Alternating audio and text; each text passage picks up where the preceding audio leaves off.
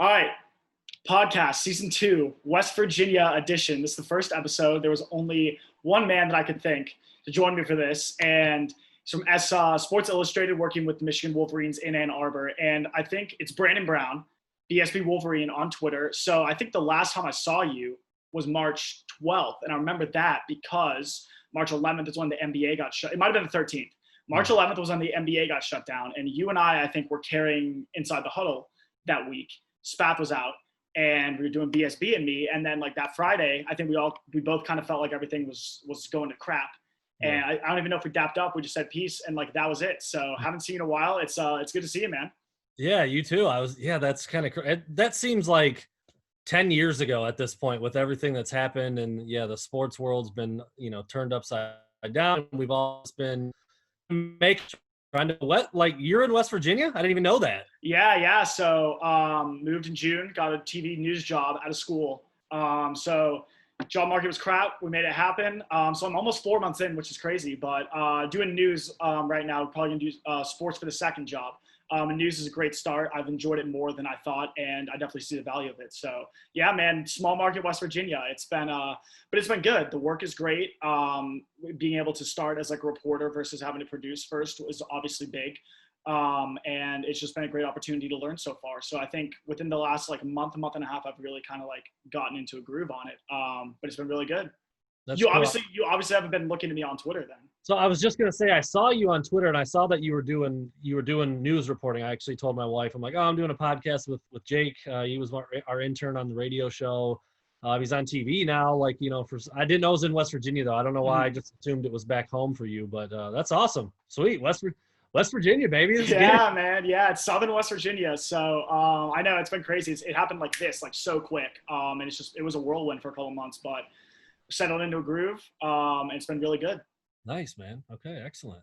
So, all right, we'll get into it. So how I wanted to reformat the podcast on this new edition is when I have people on, we can talk about like career stuff, because obviously you've been in a couple different industries. You have a crazy career path, and that's where I told you that I wanted to start out. And so I'll kind of give you the floor here.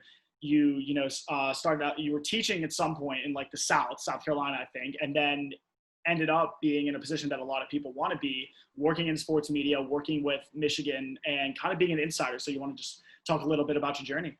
Yeah, I mean, it's pretty unorthodox. I didn't plan on it going that way necessarily. I went to Central Michigan University, studied secondary education, got a job right out of school. I was a December graduate, moved down to South Carolina. That's where my parents had lived. They moved there when I was a sophomore in college. So when I got done with school, the Michigan teacher market was really, really saturated. So our professors were always telling us, like, if you guys are cool with moving out of state, you can probably get a job like right away. And a Michigan teaching certificate carries a lot of weight too. There's a lot of things that you have to do in Michigan to get certified that you don't have to do in other states. So that was another thing. They were, our professors would tell us, like, your resume is going to look awesome compared to a lot of in-state people if you go in the South, if you go out West. And so it worked out perfect. My parents were living in South Carolina. I moved down there as a December graduate. I planned on just subbing for like 6 months until I could really hit the application process in the summer. But as soon as I put my name out on the market, I got 2 job offers like within 2 days of living down there. It was during Christmas break. And so I graduated like December, whatever it was, 19th, Christmas break ended, and I was in a classroom on like January 4th or whatever, when Christmas break got over with. So started doing that, got into coaching, coached football, coached basketball. Taught middle school health and science, health and PE, and also science. Did that for about seven and a half years, counting that half year that I started in January. And then somewhere in there, I think it was 2011, I started my own website covering Michigan football. Where I lived in South Carolina was like 5 minutes from Clemson's campus. And this was before they were really that good. So it wasn't really that cool being around such a big time program that wasn't like early Dabo days. Yeah, early Dabo days. They weren't like dominating or anything like that. They were like okay, and I worked with a ton of Clemson fans, and all my students were Clemson fans, and so I started a Michigan website, the M Block, basically like for fun, just to stay plugged into Michigan football. I would talk to my buddies back home and do little. I didn't go to school for journalism, but also I'm sure the writing was awful, but that's what I did.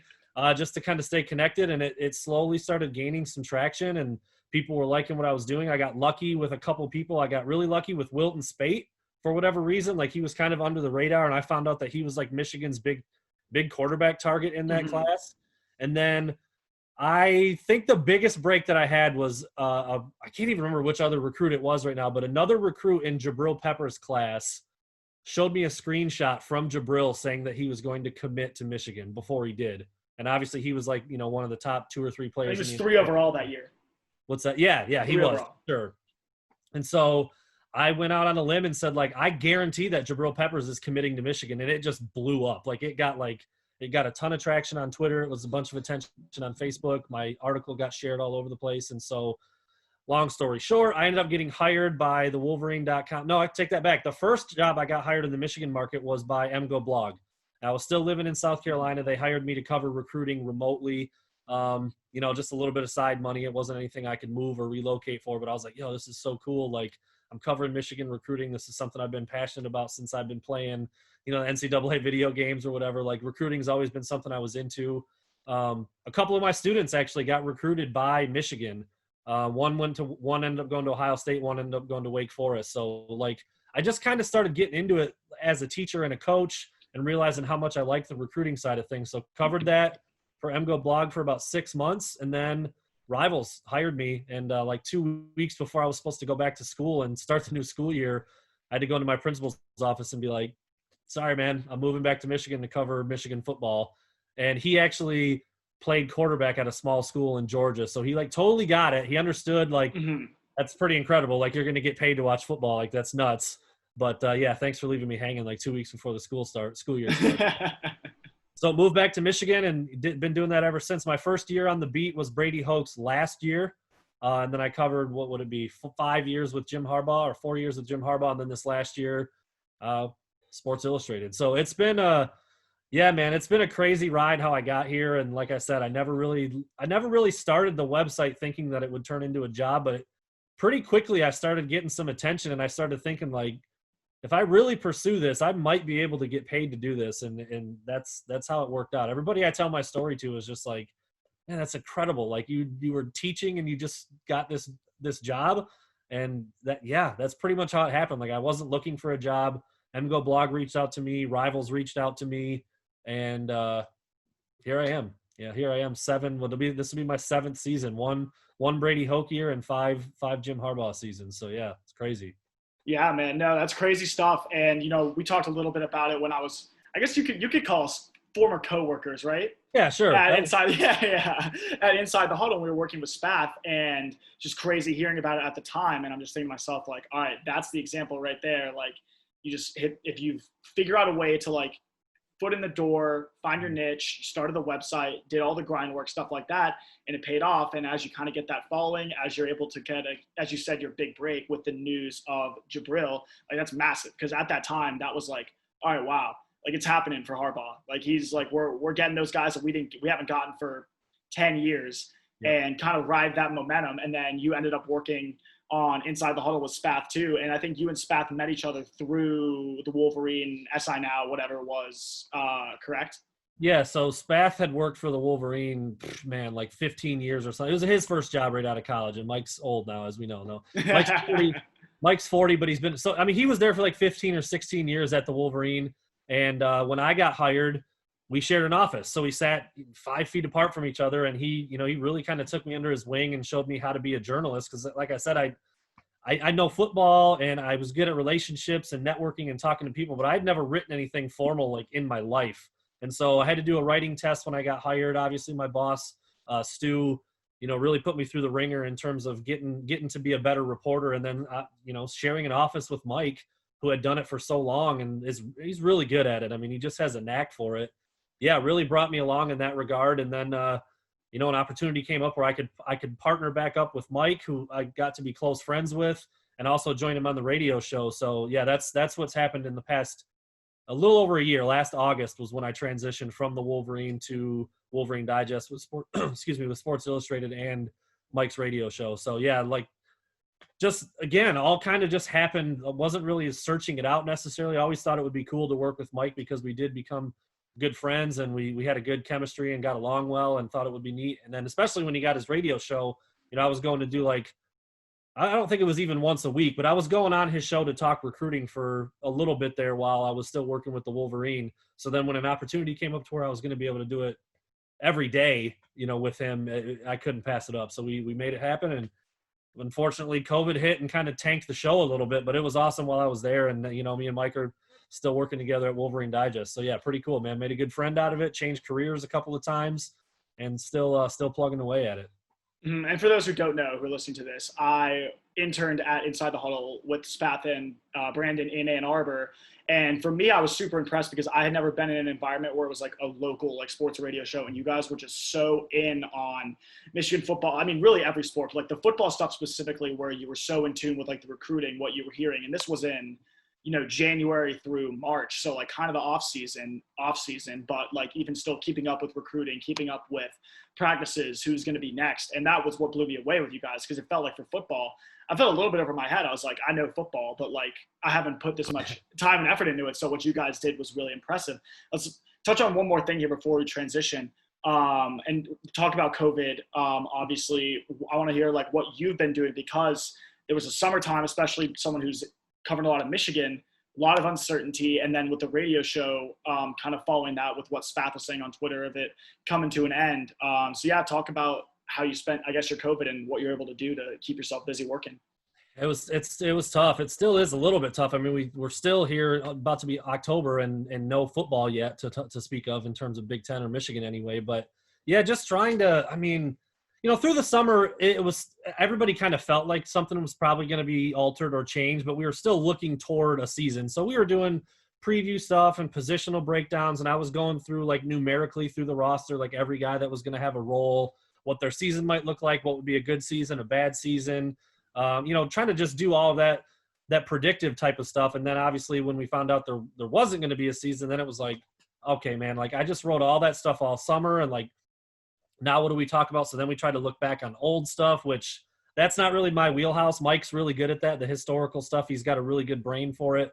I just don't remember stuff that well in that arena that way. So that was tough for me, but we tried to come up with whatever we could that we could talk about. I mean, there was stuff in the news here and there, and obviously we were talking about the what ifs and, what if there is a spring season? What if it starts in January? And then there's smoke started to happen that it was going to be pushed up even more than that. But just trying to find things that people were interested in, paying attention to Twitter, paying attention to other websites, what they were talking about, looking at other schools' websites. I did that a lot. I did that more than I've ever done before, looking at the LSU Sports Illustrated site, the Georgia LSU or the Georgia Sports Illustrated site, all the sites that are doing well in our network. I basically tried to look at them and take whatever story they did and turn it into a Michigan story the same way. That was a big part of what I did that I never really had to do before. I mean, not that I thought I was like better or didn't need help from outsiders, but the content kind of creates itself in a lot of ways. But when it wasn't, just had to try to find it any way you could and try to hopefully come up with something that people wanted to read.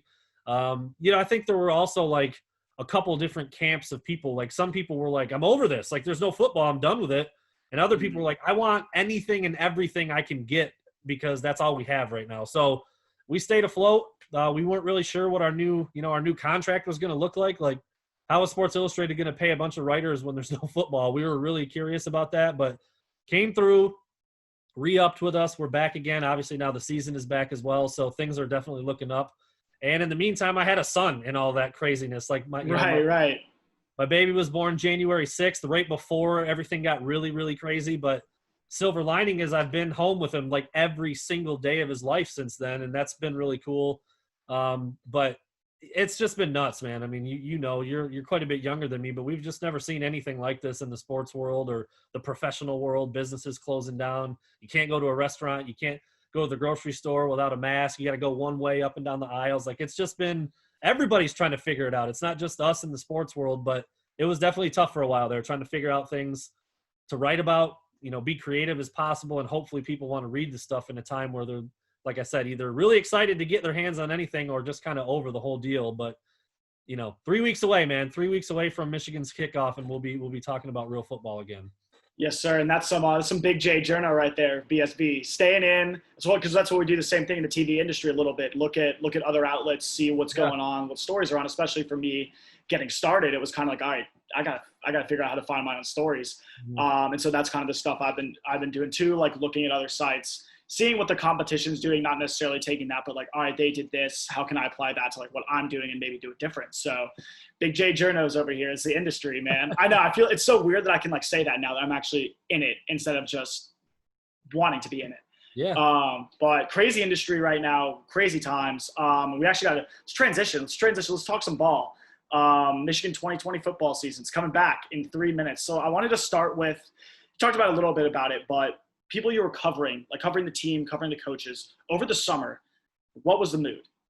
So obviously, like, you're wondering, you're waiting, and then I think the NBA was, I feel like for everyone, the trial run. Like, can anything work? If the NBA can't make this work, it's done. It's over. If this environment doesn't work and COVID gets everywhere in here, like, I don't know what you can do. I think the NBA paved the way for everyone else to kind of not necessarily go into a bubble, but being like, all right, if we're doing testing every day, if people are isolating, and if we're doing if it's containable within this environment, we can bring it back.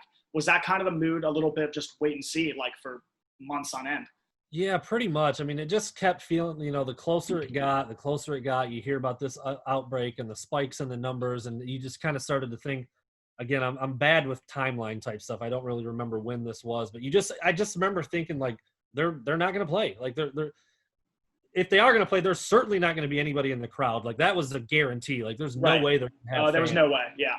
And then so then I started thinking about like, well, maybe we're not allowed to go either as media. And like, that's still not decided. Actually, we just talked to Dave Abloff, sports information director, today. We had a Zoom meeting with Don Brown, and that still hasn't been decided exactly how they're going to handle the media presence. But beyond that, it just felt like an inevitable. Like eventually they're going to do the same thing college basketball did. They're going to do the same thing the NBA did, and they're going to do the same thing hockey did. It's just going to go away. Like maybe it'll come back, but it's going to go away for some period of time. It's going to be altered. It's going to be changed. And that's what happened. And so that's why I said during that stretch of whatever it was, June, July, where you're trying to think, that's already a slow time. Like during the regular football season, there's no practices going on. It's kind of the recruiting dead period. there's not a lot happening. And so we were uncertain about whether there was going to be a season or not. And you throw that on top of it already being kind of slow. And you're just trying to stay afloat. And I remember just thinking like, it's going to be gone. I just have a feeling there's no way they can do it. And eventually, that's what they did. And well, first they released the schedule that was going to be changed, and they were going to try to do it, and then they canceled. So it's just been hoping and wishing and praying. I mean, I love football so much, man. Even just all the sport in general, not just covering Michigan football as my job and growing up a Michigan fan, but just getting up on Saturdays and Sundays and watching football, man. Like that's what you do in the fall. And when that was looking like it might not happen, it was pretty depressing for a while there, but it's back. It's different. It's a little weird, but it's back. And it's actually, I think, been pretty good product wise on the field, and watching it on TV. I'm sure being at the stadium is very bizarre, but on TV, it's been fine. And just waiting for the Big Ten to get it going now, in the Pac-12 as well. Yeah, Big Ten coming up. August 11th is when the season was postponed, and there was obviously a ton of pushback on that. September 16th, decided to bring it back, so the season coming up soon. Let's get into some Michigan. Let's talk about that schedule first. I saw a couple tweets when that schedule came out. So Wolverines, all Big Ten, of course, open up at Minnesota, Michigan State at home, then they get at Indiana, Wisconsin for the millionth year in a row. Home this time, but without the fans. That game's been alternating whichever the home team wins for like 5-6 years. Then at Rutgers, Penn State, Maryland, and of course finishing with Ohio State. It's the toughest schedule in the Big Ten East. Opponents finished with a 625 combined winning percentage next year. What were your thoughts when you saw the schedule come out? Because it's very possible, especially with Michigan's situation, that, I mean, there's not too many guarantees on that schedule. Tough, really tough. Yeah, I mean, you use the word guarantee like two, maybe three. Rutgers, Michigan State, you would hope at home. Michigan State, with their transition to a new coach and just coming off a rough year and who they've gotten, maybe Maryland, I guess. That's probably it. I mean, probably Indiana. The road is super tough. Right. To start the season, Minnesota is extremely tough and got tougher today. I don't know if you saw Rashad Bateman opted back in. Yeah, I did see that. Yeah, man. And then, of course, Wisconsin, Penn State at home, but like you said, no real home field advantage this year. And then on the road against Ohio State. So it's Yeah, I think I did some little write up or breakdown, 2 or 3 guaranteed wins, one guaranteed loss, and like 4 50-50 games. Like that's a pretty tough stretch, man. When you think about those 50-50s could go the wrong way. Michigan, new quarterback, new O-line, a lot of replacing a lot of guys on defense. It's tricky, man. It really is. That schedule is hairy, and it's tough right out of the gate. Now, granted, Minnesota's not going to have their home field advantage either, but it's still traveling to their place. It's their stadium. It's early in the year, the first test. Now with Bateman back, Tanner Morgan's outstanding. He's got chemistry with his guys. Like that's a tough ask right out of the gate with Michigan breaking in a new quarterback and trying to get it figured out. So it's tough. I mean, it's as tough as it gets. Like you said, even on paper, not just looking at it, but the actual winning percentage, it is the hardest schedule in the conference. So they didn't get any favors with this new schedule for sure. Yeah, definitely brutal. We don't know. Obviously, we don't know what goes on with the schedule. But I mean, Ohio State has. I saw Ohio State might have the easiest schedule by winning percentage, of course. Yeah. Let's get into a couple key position groups. So big news within the last few days or so: Jalen Mayfield opting back in after he had previously opted out when it looked like there might not be a season, or the season was going to possibly be pushed to the spring. And that's big because Michigan's replacing. They had a really good O-line last year, but they're replacing 3 big-time guys on the interior already before Mayfield opted back in. That's Cesar Ruiz, who went first round to the Saints. Ben Bredesen went 4th round to Baltimore, and Michael Onwenu to the Pats in round 6, and he was probably a little bit better than that. But 3 really good O-linemen, starters for a couple of years. Key, obviously, last year. What I've been hearing is that Andrew Vastardis has been emerging at center. He's played 13 games in the last 4 years, and then Andrew Stuber and Chuck Filiaga, hopefully pronouncing that right, are looking like at a guard. But what have you been hearing about the interior of that offensive line? Because, again, hopefully you can entrench Mayfield and then Ryan Hayes as the anchors of that line. And then obviously you got to, again, fill that interior. Big shoes to fill. That interior that you mentioned, Onwenu, Ruiz, and Bredesen did not give up a sack in 2019. That's a phenomenal number. I mean, to give up 0. Yeah, they were phenomenal last year. Multi-year starters, all 3 of them. So just, you see, Mike Onwenu is starting for the Pats already, and like you said, should have been drafted higher than the 6th round probably. But there were questions about him. His weight's been an issue, and his drive a little bit, and can he hold up in the NFL as a pass blocker? But awesome. And I've known Mike since he was in 10th grade. I've actually been talking to him since he's been starting for the Pats. So it's been so cool to see. As a guy who used to cover recruiting, he's a Detroit kid. I've known him since he was a kid, and so really neat to see him play. But yeah, filling those shoes. You do have Ryan Hayes, who's got a few starts under his belt.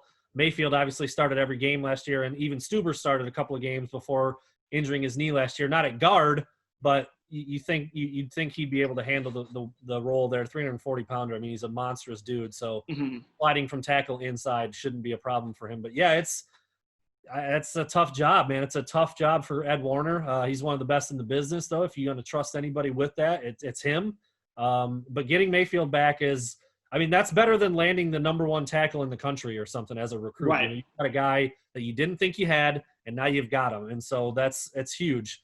And like you said, you're going to have some guys with some starting experience on both ends at left and right tackle. And Hayes more than held his own last year. And from what I've been hearing, he's having an even better season this year. In fact, I don't think I've even reported this anywhere. So exclusive here on the Karalexis. All right, exclusive. He got kicked out of practice the other day for getting after it too much, just too nasty. We saw a clip got leaked out that showed Carson Barnhart playing left tackle, but it was because Hayes had to hit the shot early. Yeah, so they've got talent up there. It's a talented group. Probably, I mean, you could make an argument that it's more talented than last year. Not as experienced, not as gelled together, but just in terms of the measurables and the athleticism. I mean, Ryan Hayes is longer and more athletic than John Runyon. Chuck Filiaga is just as big as Mike Onwenu is almost. I mean, he's close. Then you start talking about Stuber, who's 6'7" or 6'8", in great length there, and Mayfield's the best athlete of the bunch. So you're going to take a step back with Ruiz to Vastardis. Ruiz is an outstanding athlete, but right. It's an athletic group. It's a good, solid group. They just got to get those reps. They started padded practice today, which is absolutely paramount for an offensive line group. But I trust Ed Warner, but I think you'd be kidding yourself if you didn't think there'd be some bumps in the road along the way, especially when you've got a new quarterback as well. So it's a group that's going to take some time, but they don't have time. I mean, they got a tough one right out of the gate. No cupcakes, no warm-ups, and get out there and get after it, boys. The only thing is everybody else is doing the same thing, but not everybody else is bringing in 4 new starters on the O-line. So it's a big job for Warner for sure.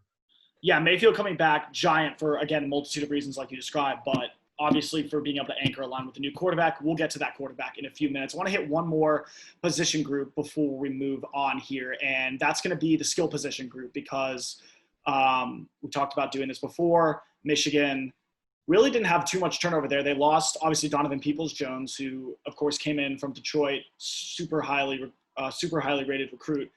I think it's safe to say underwhelmed in his time at Michigan, just never really found his footing. The offense, he never seemed to really just, I think you can say that for a lot of receivers outside of Nico Collins at the end of last year, really never found a true footing in the offense. Replacing Tariq Black, who, man, you want to talk about a tragedy. He was just never the same after those feet injuries. I just remember that his first couple games when he came in as a freshman, that game against Florida down in Jerry World, where he was like the best athlete on the field as a true freshman. And then you're like, wow, he wasn't even like on the radar like that at that time. You're saying sky's the limit for this guy. And it just never found his footing. So replacing them, let's talk about Nico Collins. Obviously, we've had Mayfield and Ambry Thomas opt back in. There's been reports, rumors on Collins that they've been talking to him. So what have you been hearing on that front? What are the chances looking like? Again, obviously, can't know too much, but season is coming closer and closer, and you'd like to, if he's coming back, obviously, you'd like to be able to get him in. Unless I missed something. Ambry Thomas opted back in? He didn't opt back in. Did he not? No, Ambry Oh, did no, not. he was a question mark, too. Ambry did not. Mayfield's the only one. And actually, I think Harbaugh said the other day that Mayfield was the only one of the 3 who even submitted a waiver. So it's pretty much like that's as close to official as I think we've gotten so far. But by all accounts, neither Ambry Thomas or Nico Collins are coming back. I just put a story up today about that, like which one is the bigger loss, because it seems like a foregone conclusion at this point that they're both gone. And it's huge. I mean, when I was talking about this summer, I was doing these articles, of what would be I had a series called Stellar, Standard, and Subpar. Like, what would be a stellar season for the guy? What would be a standard season? What would be a subpar season? And I think, barring injury, Nico Collins was going to have a stellar season. Like, I would have put money on him eclipsing 1,000 yards, on, leading the team. Maybe not leading the team in catches, because Ronnie Bell is just kind of he's a intermediate route guy. Right. Quick outs, slants, things like that. But I think Nico was going to pace the team in touchdowns again. He did that last year, and then also in yards. He was getting ready to wear the number 1 jersey. I mean, it was all coming together for him for an outstanding senior year. Again, question marks on the O-line, question mark at quarterback. But we know one thing. We're going to get to him, you said, but we know one thing Joe Milton can do, and that's throw the ball a long way, which is something we didn't see enough out of Shea Patterson with Nico Collins down there. A 50-50 ball for him is more like 70-30 or 80-20. Just a bummer all the way around. I mean, he's NFL ready. I can't blame the kid. I mean, he's 6'5", he's 225. He reportedly was running in the 4.45 range. The way he closed last year was it was just like it came out of nowhere. It was like everything clicked. That Indiana game alone was just, monstrous. He like pretty much single-handedly took that game over.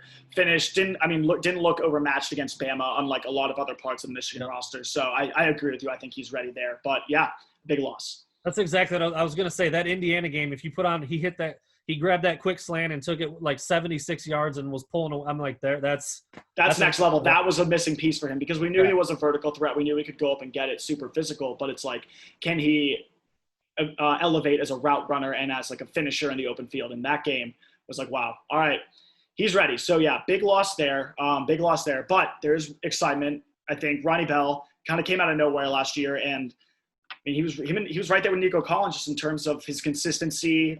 He was really early in the season, like the best one. Obviously, he had number 3 or 4 cover guy on him, so take that with a grain of salt. But he was really good at getting open for Patterson, those short and intermediate areas. You expect him to elevate his role. Let's talk about him. Let's talk about a guy who I first heard from you guys at Inside the Huddle really in like January. His name just thrown around, like Giles Jackson. This guy's a freak. This guy, he had a big play, I think a couple big plays towards the end of the year, but a big play in the Alabama game, I think it was. And I might have had a touchdown against Ohio State. Or it might have been someone else. But regardless, he's not the biggest guy. He's like 5'9", but I've heard the rumors he can fly, explosive, and can really, take the top off of defense. So him and Ronnie Bell, talk to me about Giles and what can Michigan expect from those 2 guys. Yeah, I mean, really, we'll talk about those 2 specifically, but you'll hear that he can fly. About pretty much all of them at this point. All the young guys really have a lot of speed.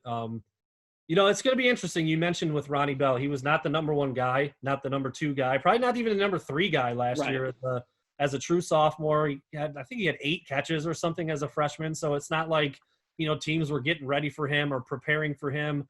Not a big time recruit, was actually going to play basketball. I mean, we all know his backstory at this point, but led the team in catches. I think led the team in yards as well, maybe just by a little bit by Nico, over Nico Collins. I think they were literally like 15 yards apart or something. Only scored once, had trouble finding the end zone a couple of times, but like you said, reliable, had a big drop in the Penn State game, Right. Had some other drops, but I would call him reliable. He picked up a lot of I would too. He's tough as nails. He never goes down on first contact. He's extremely slippery, always gets a couple extra yards. I love him. I love watching him play. I mean, he's not one of these guys that hit the genetic lottery. He's about 6 foot. He's about $170. Right. Can jump out of the gym, has good speed, but he's not a blazer. I just love everything about his game, and I think he's going to have a big year. He is probably the number one. I guess it's safe to say. Everybody's other top cornerback is probably going to be on him when you look at the other guys.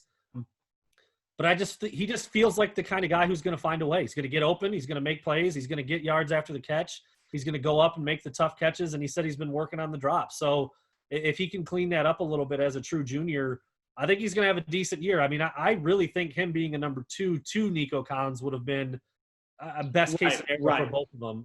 It's unfortunate for Ronnie that Nico's not there as well, but I think he's going to be the number 1 guy. He's been working out with Joe Milton all off season. So the two of them have formed a chemistry and a bond, and I think that's going to suit them well. And with Giles, it's speed. Let's get to Giles. I'm excited about him just, again, from hearing you guys talk about him as far back as January. Mike is obsessed with him. He thinks he's going to be the best thing since sliced bread. I do think he's going to have a really good year. It's about finding the right way to get him the ball because he is a little short. He's not a guy you're going to necessarily throw into traffic with, but if you can get him the ball out in space, he had the kick return touchdown against Maryland. He had the jet sweep touchdown against Ohio State that's what it was. Where there was a DB that had an angle and he erased the angle. And that's probably something I would assume Ohio State hadn't seen from Michigan in a while. And I think it really caught him off guard. So he's got the wheels. He's extremely shifty in the open field. He had a big kick return against Alabama as well, and a couple long receptions just kind of scattered in throughout the year. It's all about scheme with him. It's all about getting him the ball in the right place at the right time and letting him do what he does best, which is turn short catches into long ones. I don't think he's the kind of guy to blow the top off a defense necessarily. I mean, he's got the speed, but I just think he's much physically it might not be how his game is best suited. Right. I just think he's much better served catching it short and turning it into a long gain. I mean, that's not to say he's not going to catch any over the shoulder touchdown passes this year if he gets behind the defense, but his strength is run after catch, getting the ball behind the line of scrimmage on those pop passes, on jet sweeps, kick return game, maybe punt return game. We'll see who the punt returner is. Actually, Michigan's going to have to replace Donovan Peoples-Jones there, and I think he would excel in that role. Ronnie Bell has really sure hands. We've seen him back there a little bit too. But Giles he's lightning in a bottle, man. He's a big play waiting to happen. We've seen it last year in minimal touches, and he's going to have to touch the ball a lot this year because he's one of the only guys left. I mean, you lose Nico Collins, Donovan Peoples-Jones, Tariq Black, whether you love what they did at Michigan or not, they were receiver 1, 2, and 3. And so you take all of them out of the equation. You take Sean McEwen out of the equation, and these younger guys are going to have to step up, and that's going to be Giles, man. He's poised for a breakout year. He's rocking that number 0 that he's super excited about, and I think it's going to look cool, seeing him fly around in that new uniform, that new jersey number. Yeah, that's the group right there. That's the group of the receivers where it's going to be a little bit of a transition, but it sounds like the talent's there, and it's just big part of it's going to depend on our guy who, let's do it. Let's do Joe Milton. So here's my take on what the quarterback competition was. Is this how it seemed like when we were talking about it a lot inside the huddle? Obviously, when I was there, it was basketball season, but it was football off season, and that was the big point because we see what Joe Burrow, Trevor Lawrence do. Spath loved talking about why that was what Michigan didn't have and how big of a thing that was. Mm-hmm. And going into this quarterback competition, you needed to find the guy who was closest to what could get you to that level. You need someone who can elevate from Patterson. Going in, it seemed like Milton always had the higher ceiling. McCaffrey might have been a guy who knew the system a little bit better, but I think that they kind of always, this is just my inclination, how it felt and how I think Michigan needs to operate, is that they kind of wanted Milton to win that job because of the potential with his arm that McCaffrey just didn't have. And so that's what the reports were seeming like throughout the summer, was neck and neck, McCaffrey eventually opting out. Reports are that was because of the fact that the competition was sliding towards Milton. Do you want to just speak to the competition and how Milton, I guess, ended up being, named the starter? Yeah, Milton pulled away. I mean, it was pretty well known by the time the news came out about Dylan McCaffrey transferring that Milton was the number one guy. We reported it pretty early at Wolverine Digest, talked about it quite a bit. I talked to one of the guys that trained Milton, and he just said it's just different this year. Just and Josh Gaddis echoed all these things during our media availability a week or two ago. The level of maturity, the preparation, the extra work, the extra time putting in, just all of that was on a new level for Milton. Because like you said, all the tangibles and the physical traits are there in spades. I mean, the dude's 6'5", 245. He runs in the 4.6 range. He can literally throw the ball 80 yards or more in the air. You can't build a more perfect quarterback in a lab in terms of what he can do physically. So it was about the other stuff. It was about taking it seriously, being a better leader, getting the extra work in, getting chemistry formed with his receivers, and just wanting to be the Michigan quarterback. And I think once he did that, some of that stuff started to catch up with the physical traits, and it was just too much to deny. Josh Gaddis is kind of hitching his play calling career to this guy. McCaffrey may have been the safer bet. I don't even know if that's fair to say. It felt like that. I feel like that's how it felt like before going into the competition per se. Yeah. Older guy. I mean, I think you'd be lying to yourself if you didn't let the McCaffrey name like sway your thought process a little tiny bit.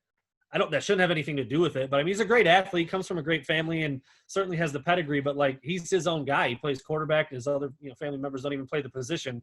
So I feel like, people hang up on that a little bit, but the best guy should win the job. And if that was Milton, and it was, based on how it played out, then that's what it is. So yeah, McCaffrey, he's had some health issues as well with the concussions and stuff like that, the collarbone. And so just, it didn't work out for him. And I think, looking elsewhere and trying to find a place where he can play is probably the best situation for him. I believe he's graduating, so he can play right away. And so, more power to him. Great kid. Talked to him quite a bit when he was a recruit. Never had a bad word to say about him. But, gift-wise, not on the same level as Joe Milton. And once Milton started doing all those other things, I think it just kind of settled itself, honestly. That's what it felt like. Obviously, we're not there. We're not seeing it. We don't see every throw. We don't get to watch the film and the playback. But that's what it felt like from the outside and from talking to people in the know. Yeah, and so let's finish off Joe Milton with this. What are your expectations? Like, what are you personally, as someone, involved with the program, we know what we hope Milton can be. What are you hoping for from Milton 2020? Yeah, this is something that I talked with Mike about a lot, because you mentioned how Mike is always beating the drum about, Michigan quarterbacks are here and they need to be here. Take that next step and elevate the program, elevate the players around you, elevate what the offense is all about and what it can do. And we just haven't seen that. I mean, Shea Patterson was fine, but he wasn't elite. And Wilton Spate wasn't elite, and Jake Rudock wasn't elite. I mean, they were all fine. They were all good quarterbacks and won a lot of games, but they weren't that, go from here to here. They weren't Justin Fields. They weren't Trevor Lawrence. They weren't Joe Burrow. And those are the elite of the elite, but like, why isn't Michigan having that guy? And I know when Joe Milton was recruited, people in that building said, this is a guy that can win a national title. Like, that's how special his arm talent is. That's how special he is as a specimen, size, strength, speed combo. Just has to put it all together and make it click, because he wasn't very accurate in high school, and he's only thrown 11 passes at Michigan and 2 of them to the other team, and that's not good. But if he can clean that up, everything else is there. And so, gosh, man, it's so hard to predict. I mean, I did a prediction thing, like, if he's throwing for 250 yards a game, 2 touchdowns and 1 interception, he finishes the year with 18 touchdowns, 9 picks. My math is not going to be good enough. It's whatever. Do the math. Right. Over there, 2,000 yards, whatever it is. That's not good enough. It's like, that's okay. That's probably fair for his situation, stepping in as a first-time starter, the weird year that we've had, the fresh faces in front of him that haven't played together before on the O-line, and a lot of young, unproven guys at wide receiver. that's probably fair, but frankly, it's just not good enough. It's not. It needs to be, Mike had all these numbers, 40 quarterbacks and put these kind of numbers up across the Saw country. that. Mm-hmm. Michigan, yeah, it took Justin Fields like 7 games to break the all-time passing touchdown record that stood at Michigan for more than 15 years or something. Like, Michigan needs that guy. Like, go out there and throw for 450 and 5 touchdowns and run one in. Like, it's happening across college football all over the place. Guys that aren't as talented as Joe Milton are doing those things. So put him in the position to succeed. Let him do those things. Let him wing it around and put an offense out there that strikes fear in people, because frankly, that has not been at Michigan in a long time. And it needs to be if Michigan's going to hang with those Clemson's, Alabama's, Ohio State's, LSU's of the world, because that's what it takes. That's what college football is these days. Great quarterback play, explosive offenses, lots of points. That's what wins games. Yeah, I thought about this over the course of 4 days. And to me, Joe Milton himself, his play, by far and large, like it's 1, 50 feet of whatever, and then 2. Mm-hmm. The number one thing I'm looking for Michigan season this year, they could go 3-5, 4-4. That still might happen. But how Milton looks, how he plays, how he's developed is the most important thing for the Wolverines this year. Because, for all the talk about Harbaugh's coaching and the talent, like the talent really isn't the issue outside of the quarterback position. We've covered what Michigan needs in that quarterback to get to that elite level. And Burrow's the first guy where you're really like, okay, this guy has the potential to be that. And if you're Harbaugh, you've been waiting for 5 years. Let's get that guy. We need that guy, because elite quarterbacks, they elevate the players around them. They can, if Milton plays elite or shows signs of being elite, he can elevate everyone else on the team to be ready to face an Ohio State. If Milton elevates Michigan to put them on at least looking like they could be a national contender, maybe not this year, but next year when he's back, then that speaks to recruits, that speaks to other elite talent. That's how you build programs. Yeah. Clemson didn't become Clemson just because of Dabo. Deshaun Watson took them from here to here. And I'm not saying this guy has to be Deshaun Watson, but to get Michigan to that elite level, this guy, I mean, if it's not this guy, then who's it going to be under Harbaugh? Yeah. Joe Milton popping and looking like he might be that guy. Number one thing, Michigan football 2020. Real quick on that, I mean, you start to think about how a quarterback can do that, how he can elevate guys and make everybody around him look better. I mean, if you've got a young receiver who's still figuring out the speed of the game and only normally gets a yard of separation, but you've got a guy like Joe Milton who suddenly makes that yard feel like 2 yards because the ball's on him quicker, it's on time, it's in the catch radius, accuracy, velocity, timing. That makes a receiver suddenly only getting a yard of separation feel like he's a lot more open. The same thing, if a guy gets behind the defense and he doesn't have to slow down to wait for a ball, I mean, all those things. I mean, that's I'm not saying anything groundbreaking here, but that's the kind of stuff we just haven't seen out of Michigan quarterbacks. The super elite arm strength timing routes. Joe Milton can do that. The 60-plus yard deep ball down the field, Joe Milton can do that. And so if he can do that, if he can get enough time up front and he can really learn the playbook and learn where he's supposed to go with the ball and when and to who, the body can do it all. It's just about putting it all together. And Josh Gaddis believes in him. And we were seeing a pretty talented guy in Dylan McCaffrey leaving town because of it. So, well, I don't ever really want to see anybody leave. I'm not happy Dylan McCaffrey is leaving. That's a good sign, in my opinion. It is. I mean, if he's willing to hit the road, not even stick it out, because maybe Milton gets dinged up. Maybe he doesn't look as good. I mean, Dylan McCaffrey knows football. Right. If he thinks like, Milton won the job, but he ain't that good, he's going to get yanked. I'm going to get my shot. He's not going to leave, and he's leaving. So, like I said, I'm not glad he's leaving, but it probably is a good sign for where Milton is and what the players and the coaches think about what he can do. Great stuff, BSB. All right, let's wrap it up. Plug your stuff. So BSB_Wolverine on Twitter. Where else can we find you? What else you got going on? Yeah, man. WolverineDigest.com. We're doing videos and stuff like that every day. SI really pushing the big video movement. Trying to get better with the videos and make them more fun to watch and more entertaining. But so those are always going on. Mike and Steve bring a ton of, insight and intellect that they just think about stuff in a way that I don't. So I feel like they've always got something good there. Eric Rudder, my guy that's been doing a little bit of everything. He covered recruiting while I couldn't for my non-compete clause. Brought him in to cover recruiting, and now we're kind of splitting recruiting, and he's doing some team stuff as well. So I really like our team. I like our guys. I think we're putting really good stuff out there.